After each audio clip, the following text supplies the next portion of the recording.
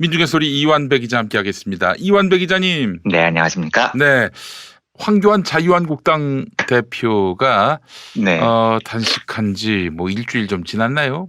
네, 그렇죠. 네. 실려갔습니다. 네. 그렇다고 들었습니다. 예. 네, 저희가 지금 녹음을 하는데 예. 한 몇 시간 전에 실려간 모양이더라고요. 그렇습니다.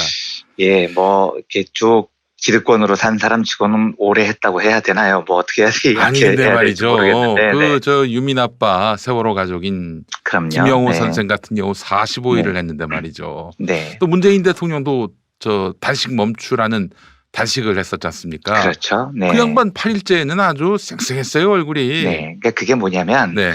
어제도 말씀드렸지만 절박함의 차이인 겁니다. 네. 정말로 단식이라는 건 목숨을 내놓고 이거 외에는 할 게 없는 사람들이 절박한 마음으로 하는 건데 네. 황교안 대표는 전혀 절박하지 않았죠. 음. 뭔가 쇼를 위해서 하니까 실제로 병원에 실려갈 정도로 뭐 몸이 안 좋기도 했겠지만 몸이 그렇게 반응을 하는 겁니다. 사람이 절박하면 훨씬 더 끝까지 버틸 수 있는데 네. 네. 그 전광훈 목사는 그런 이야기를 했다고 그러던데요. 어저께인가. 예. 아직 보니까 쌩쌩한데 더 해야 된다 뭐 이런 이야기도 했다고 하던데 결국은 저는 네. 전광훈이 정말 천만 년 만에 처음으로 진실을 얘기했다고 봅니다. 아니 제가 또 한 열흘 이상 단식을 해봤는데요. 그렇죠. 예전에 8일 한번 단식했다고 해보셨다고 저렇게 했죠. 치려갈 수는 없어요. 그거는 네. 아무리 봐도. 뭐 개별차는 있겠지만 하여간 저는 저게 절박성의 차이라고 보고요. 네. 한편에 뭐 귀엽고 예쁜 코미디라고 생각을 합니다. 네. 어쨌든 이 단식에 대한 이야기를 어제에 이어가 보겠습니다. 네. 어제는 노동이 인간을 어떻게 완성시키고 분업사회에서 타인의 노동을 존중하지 않는 자, 이제 황교안 같은 사람이죠. 네. 어떻게 아둔해지는지를 애덤 스미스의 국부론을 통해서 살펴봤죠. 오늘은 조금 실전적으로 의전, 높은 사람을 막 보호해주는 행태가 경제적으로 얼마나 큰 손실을 주는지 여러 사례를 통해서 살펴보겠습니다. 그 실려가신 황교안 대표는 예나 지금이나 의전 좋아하는 걸로 유명했던 분이죠. 아, 네. 그렇죠. 의전이죠. 그분의 아우가 아마 의전일 거예요. 의전 황교안 선생일 예, 겁니다. 아마. 예. 예.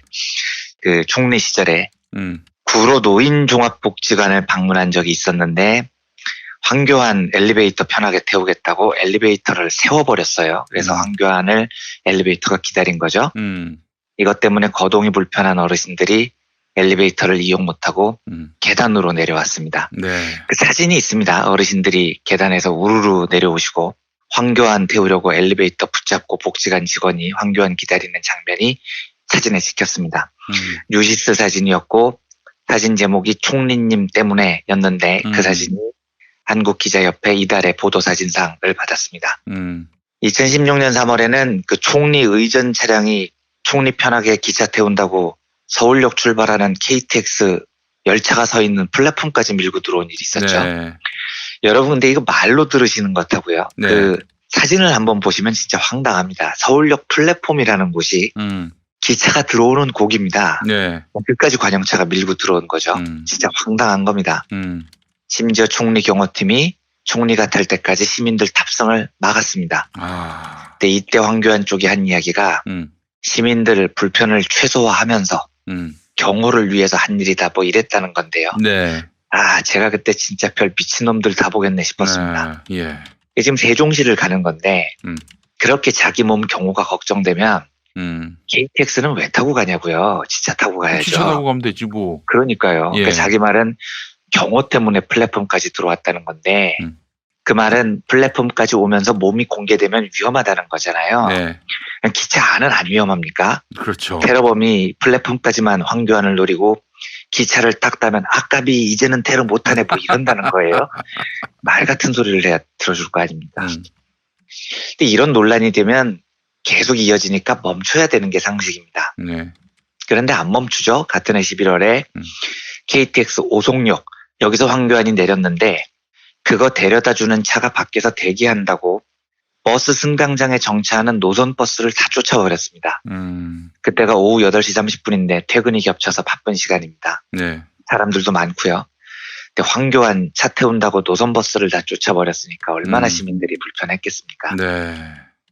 이런 논란이 계속되는데도 황교안 씨는 아랑곳 않고 자기 의전을 챙깁니다. 그러니까 네. 저는 이런 얘기를 꼭 드리고 싶어요. 네. 이런 황교안이 대통령이 되면 이제 온 국민이 황교안 의전 챙겨야 된다고요. 그거 제가 할 얘기인데 다 하시면 어떡합니까? 오늘 경제 속살은 여기서 마치겠습니다. 아이고, 죄송합니다.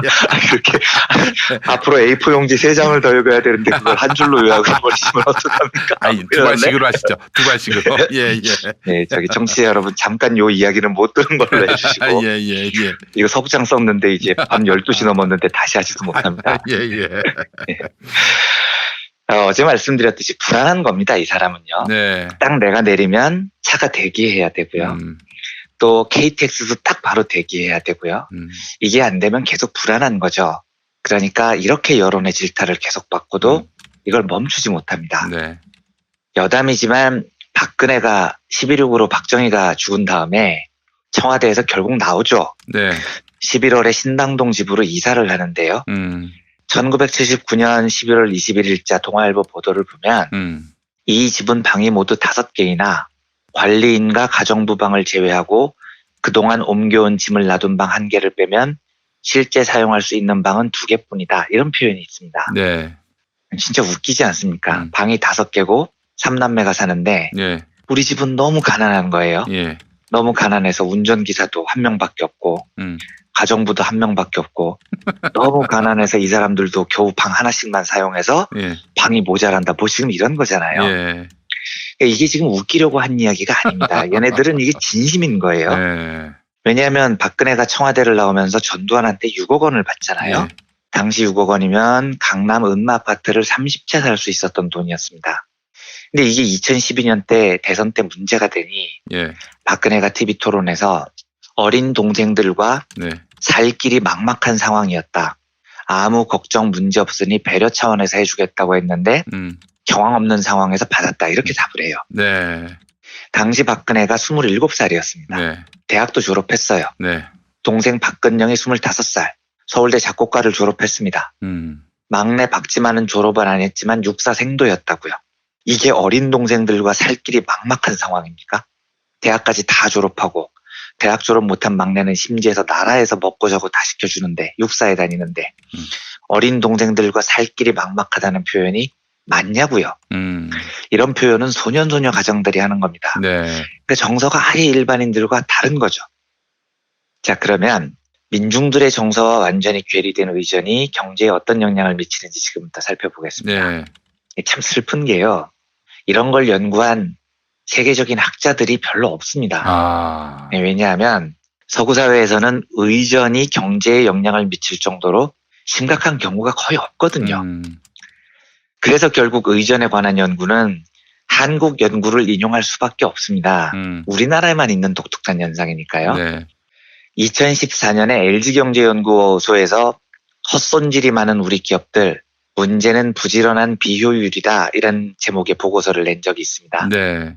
사실 부지런한 비효율이라는 제목은 한국 노동자들과 기업들이 겪고 있는 현실을 정말로 정확하게 표현을 한 거죠. 네. 예. 이명박 때 이명박이 새벽 4시에 일어나서 출근을 한다니까 장관도 그것 따라서 출근을 하고 차관도 그것 따라서 출근하고 공무원들 다 새벽별 보기 운동하듯이 출근을 했었거든요. 사람은 잠을 자야 내가 돌아가는 겁니다. 그런데 새벽부터 거기 나와서 밤 늦게까지 죽치고 앉아있으면 머리가 어떻게 돌아가겠냐고요. 이명박이야 원래 머리가 안 돌아가니까 상관이 없어도 네. 그 밑에 공무원들이 뭔 죄겠습니까? 네. 이거야말로 부지런한 비효율이죠. 네. 2014년 LG경제연구소 보고서임을 전제로 들어주십시오.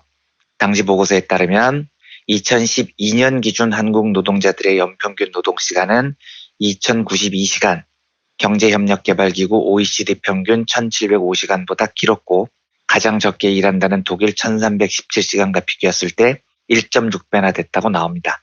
반면에 노동생산성은 OECD 평균에 비해서 81% 수준, G7 평균에는 70%에 그쳤다고 적혀 있어요. 네. 그러면서 왜 이런 비효율이 발생할까? LG경제연구원이 5가지로 이유를 분석했는데 1. 보여주기 2. 시간 끌기 3. 낭비하기 4. 방해하기 5. 분산하기 이렇게 돼 있습니다. 다 일리 있는 이야기인데 그중 3. 낭비하기에 이런 이야기가 나옵니다. 그대로 읽어보겠습니다. 네. 한국 기업의 경우 과도한 의전이 조직 성과와 무관한 낭비의 가장 전형적인 예이다. 과도한 의전은 체면과 권위가 중시되고 조직과 상사의 구분이 불명확한 한국의 조직 문화에 기인한 관행이다. 그러나 그 이면에는 과시적인 자의식과 상사에게 잘 보이고자 하는 부하들의 사심이 숨어 있는 경우가 많다. 이러한 낭비는 단순히 비용의 발생으로 끝나지 않는다. 자원이 낭비되는 와중에 고객이 소외되는 현상이 발생할 수도 있기 때문이다. 이제 구구절절 뼈를 때리는 거죠. 우선 첫째, 과도한 의전은 무조건 자원의 낭비인데요. 뭐 의전하느라 돈이 얼마나 듭니까? 네. 그런데 그거의 원인이 단지 상사가 꼰대여서 의전받는 걸 좋아해서만은 아니라는 겁니다. 밑에서 의전을 적극적으로 하는 놈들도 상사에게 잘 보이고자 하는 사심이 숨어 있다는 거죠. 그러니까 의전하는 높은 멍청한 놈들 옆에서 누가 말려줘야 되는데 옆에서 알랑방구를 끼고 있는 겁니다. 그러면 이제 황교안 대표의 의전을 보겠습니다. 임산부 3명을 밤샘 2교대에 투입을 하는 비인간적인 노동을 해요. 누가 막아야 됩니다. 근데 누가 막겠어요? 막을 사람이 없죠. 이럴 때 막아야 되는 게 노동조합입니다. 노동조합은 당연히 이 부당한 노동 지시에 맞서야 됩니다. 그런데 이 단식에 대해서 한국당 사무처 노조가 이런 성명서를 냅니다. 대표가 단식 투쟁에 돌입하니 사무처 당직자가 농성장에서 밤샘 근무를 서며 비정상적인 업무를 수행하는 것은 너무나도 당연한 일이다. 단식 투쟁을 적극 지지하며 앞으로도 더욱 치열한 자세로 모든 것을 걸고 강력히 지원할 것이다. 이게 성명입니다. 이게 정말입니까? 예, 그러니까 지금 믿기지가 않죠. 이게 예. 한국당 국회의원들 성명이 아니고 예. 한국당 사무처 노동조합의 성명이라니까요. 정말. 쳐 돌았습니까 진짜로요. 미친놈들이네 진짜. 네. 아니 소속 조합원이 밤샘 2교대 그것도 고작 의전 노동에 투입이 되는데 예. 임산부 3명이 조합원이 그 노동에 투입되는데 비정상적인 업무를 수행하는 게 당연하답니다. 이게 노동조합이냐고요. 노조가 아니고 노라조죠 이거는요. 뭐 이런 미친 인간들이 노동조합의 깃발을 들고 있습니까?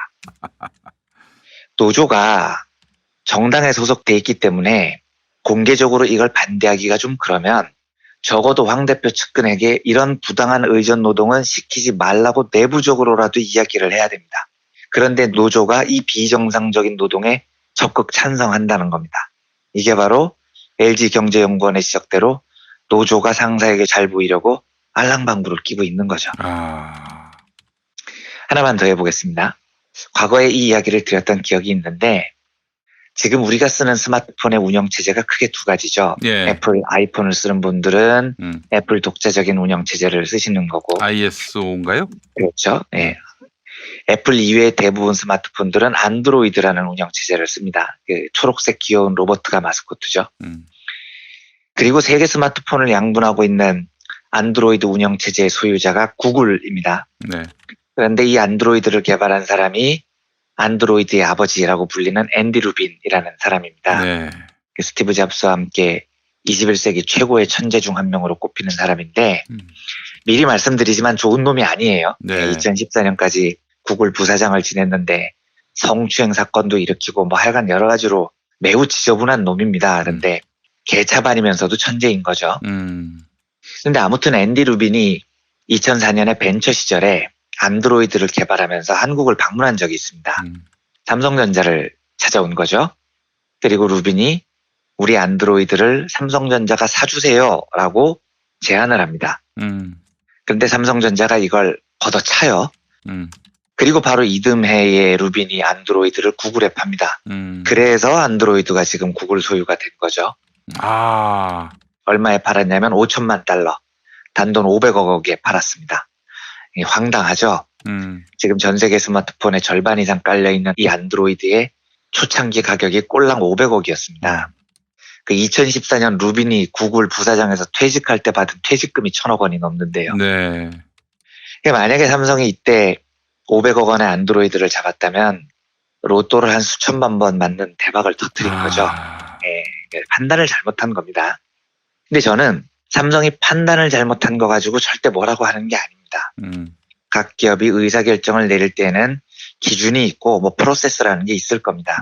그리고 그 기준에 따라서 아니면 아니라고 판단할 수 있습니다. 아니라고 판단했는데 그 판단이 틀려서 나중에 대박이 났다고 그 판단 자체를 욕하기 시작하면 아무도 판단을 하려고 하지 않죠. 그렇죠. 예. 그러니까 저는 안드로이드가 국내 기업 손에 헐값에 들어올 기회를 놓친 게 아쉽긴 하지만 네.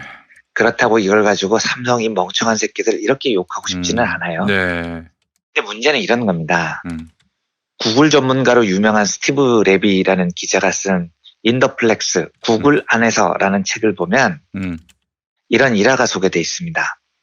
루빈이 안드로이드를 팔기 위해서 자기 돈 내고 항공권을 끊고 삼성전자를 찾아왔어요. 근데 루빈이 당시에 회고를 이렇게 합니다. 동료와 둘이서 청바지 차림으로 거대한 회의실로 갔다.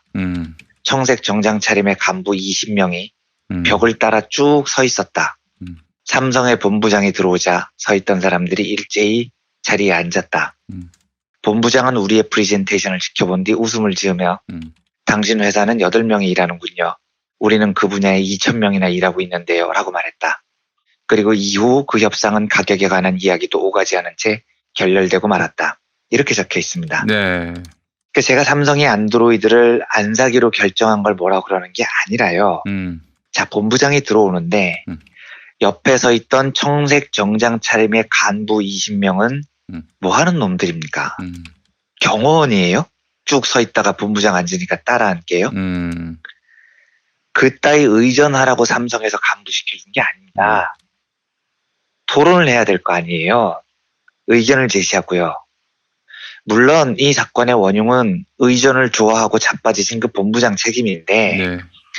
그 밑에서 그걸 못 말리는 걸 넘어서 그걸 알랑방구 끼느라 본부장이 들어오는데 뒤에 쭉 서 있다가 본부장이 한마디 하고 띵 나갈 때까지 아무런 토론도 하지 않고 의사결정에 아무 개입도 하지 않는 그 뒤에 병풍처럼 서 있었던 20명의 간부들이라는 놈들은 도대체 뭐 했던 거냐는 겁니다. 제가 아까 LG경제연구원 보고서에서 의전으로 인한 이러한 낭비는 단순히 비용의 발생으로 끝나지 않고 자원이 낭비되는 와중에 고객이 소외되는 현상이 발생할 수도 있다. 이런 말이 있었다고 소개를 해드렸죠. 네. 지금 이 케이스입니다. 본부장 의전 챙기느라 토론을 안 하니까 중요한 결정이 박살이 나고 결국은 고객과 국가가 손해를 보는 겁니다. 네. 그러니까 말씀드렸듯이 의전은 매우 큰 경제적인 비효율을 낳습니다. 길게 얘기 드렸는데 김용민 PD님의 한 줄 요약이지만 예.